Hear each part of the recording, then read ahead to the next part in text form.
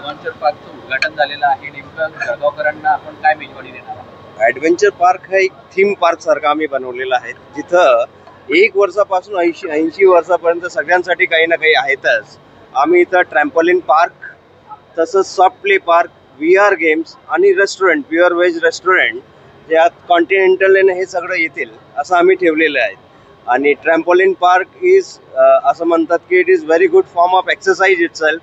मी सगळ्यांना आवाहन करेल की ॲडव्हेंचर पार्कला जरूर एक वेळेस आपण व्हिजिट करावी व हे सगळ्यांचा आनंद घ्यावा.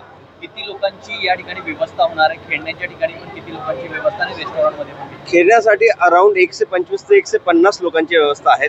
तसंच रेस्टॉरंट आणि जी व्ह्यूइंग गॅलरी आहे तिथं इन टोटल 120 लोकांची व्यवस्था केलेली आहेत आम्ही. आणि खूप प्रशस्त वातानुकूलित तसंच एअर कूल्ड आम्ही पूर्ण रेस्टॉरंट तयार केलेलं आहे.